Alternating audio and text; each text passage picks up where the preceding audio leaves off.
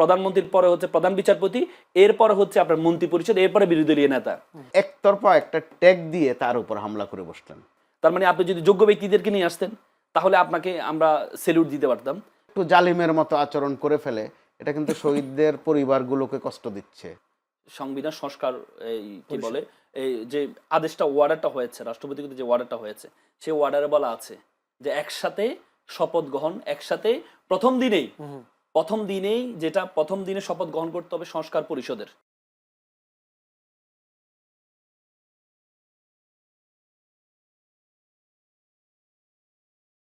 সেখানে বলা হয়েছে যে এখানে যারা নির্বাচিত হবে তারা প্রথম ৩ মাস তাদের কার্যক্রম হবে কনস্টিটিউটিভ অ্যাসেম্বলি, সংবিধান প্রণয়ন, এই কি বলে এই গণপরিষদ হবে, তাদের কাজ হবে সংবিধান প্রণয়ন করা। এলপ্পটা 1970 সালেও হয়েছে। এখানেও যে ওয়ার্ডার আছে, ওয়ার্ডার বলা আছে যে প্রথমে একই দিনে 2টা শপথ গ্রহণ করা হবে, এবং নির্বাচন কমিশন যিনি শপথ দিয়েছেন তিনি কিন্তু সংসদ সদস্যদেরকে আগের দিন 2টি লেটার পাঠিয়েছেন 2টি শপথ গ্রহণ করার জন্য। তাহলে আপনি একটি গ্রহণ করলেন যেটা আপনার জন্য উপকার, আরেকটি গ্রহণ করলেন না যেটা আপনার জন্য উপকার না। আপনি 50% ভোট পেয়ে যেটা গ্রহণ করলেন, 69% জনগণ যে দেশটা কিভাবে চলবে সেটাকে ভোট দিয়েছে, সেটাকে আপনি উপেক্ষা করলেন। তাহলে আপনি আপনার মতো করে দেশ চালাবেন? আপনি যদি আপনার মতো করে দেশ চালান, তাহলে শেখ হাসিনা তো নিজের মতো করে দেশ চালাতে চাইছিল, টিকতে পারছে?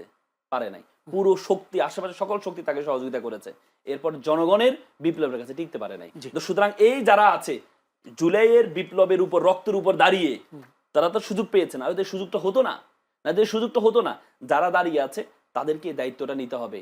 জুলাইয়ের সাথে যদি আমরা গাদ্দারি করি তাহলে এই বিপ্লব আমাদেরকে খেয়ে ফেলবে। এই মুহূর্তে ছিল যে দেশ কিভাবে সামনে এগোবে, কিভাবে ব্যবসা বাণিজ্য, আমাদের বিনিয়োগ বাড়বে, কিভাবে দেশ স্থিতিশীল হবে, আইন শৃঙ্খলা পরিস্থিতি কিভাবে আমরা ওভারকাম করব, সংসদটা কিভাবে প্রাণবন্ত করা যাবে, সরকার কোথাও ভুল করছে কিনা আমরা সেগুলো ধরবো, সরকারের সমালোচনা করব, বিরোধী দল ভুল করলে সেটারও সমালোচনা করব। ওই একটা প্রেক্ষিত কিন্তু বাংলাদেশে তৈরি হয়েছিল। দেখেন আমরা এগুলোর ধারে কাছেও নাই।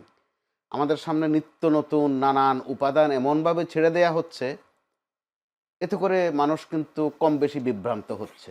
আর মনে রাখা উচিত দুটা পক্ষেরই রক্তের উপর দাঁড়িয়ে কিন্তু এই পরিস্থিতিতে আমরা এসেছি। এরই মধ্যে নানান হুঙ্কার দেয়া হচ্ছে, হুঁশিয়ারি দেওয়া হচ্ছে, প্রয়োজনে আরও রক্ত দেব। এগুলো সাহিত্যের ভাষা, কবিতার ভাষা বা রাজপথের ভাষা। এগুলো মানুষের কিন্তু কলিজা ছিঁড়ে যায় এসব কথা শুনলে।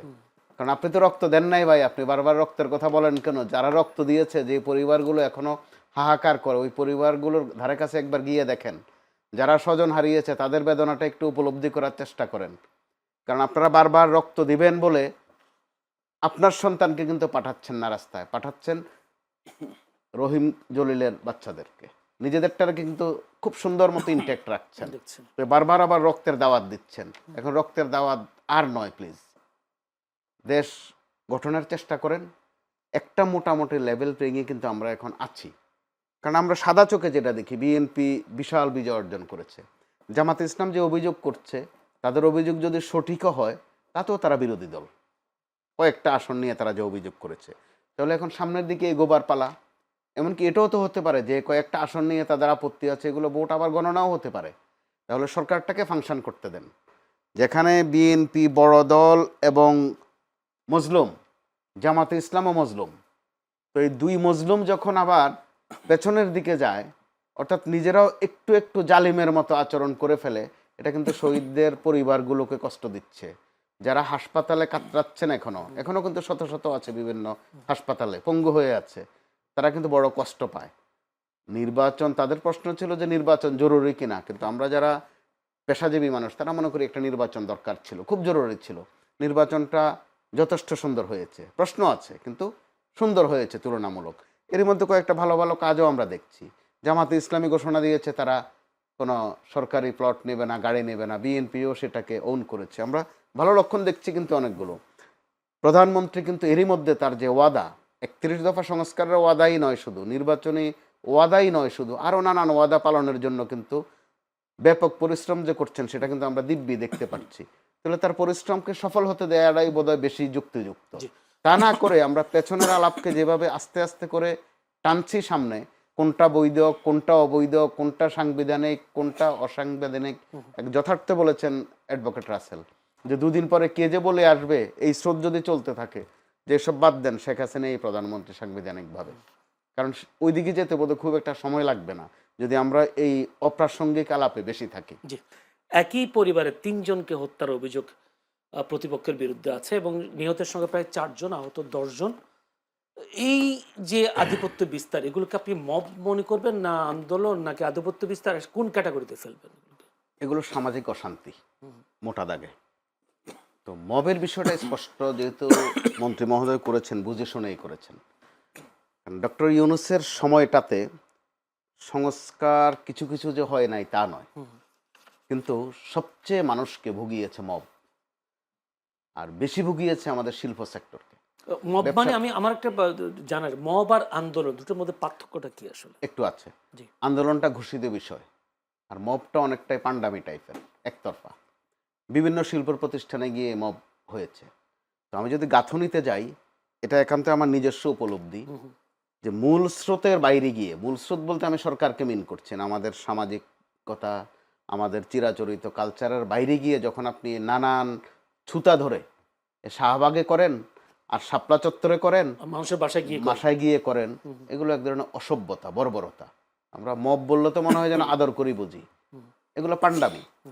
এই পান্ডামে আমাদের অর্থনীতির সর্বনাশ করেছে গত 1.5 বছরে। ডক্টর ইউনূস সরকার এই জন্য কিন্তু কলঙ্কিত হয়ে আছে, বিশেষ করে একটি বিষয়ে। দেখা গেছে কথা নাই, বার্তা নাই, ধরা নাই, ছোঁয়া নাই, হঠাৎ করে এক জায়গায় গিয়ে অবরোধ করে বসলেন, কোনো অফিসে গিয়ে হামলা করে বসলেন, কাউকে একতরফা একটা ট্যাগ দিয়ে তার উপর হামলা করে বসলেন, তাকে বলে বসলেন ফ্যাসিস্টের সহযোগী। এগুলো কিন্তু খুব বাজে নেচার, যেটা আওয়ামী লীগ আমলে আমরা কিন্তু দেখেছি আরেক ফরম্যাটে, যে যাকে আপনার পছন্দ হবে না তার নামে রাজাকার। ডক্টর ইউনূস আমলে আমরা দেখলাম যাকেই আপনি টার্গেট করবেন তাকে প্রথমে নাম দিয়ে দেবেন, সে হচ্ছে ফ্যাসিস্টের সহযোগী অথবা দোসর। গত কয়েকদিন শুরু হয়েছে আবার, যেহেতু বড় দল দুটার মধ্যে বিরোধ, কার নাম সুপ্ত কার নাম গুপ্ত, এগুলো কিন্তু আমাদেরকে ভোগাবে।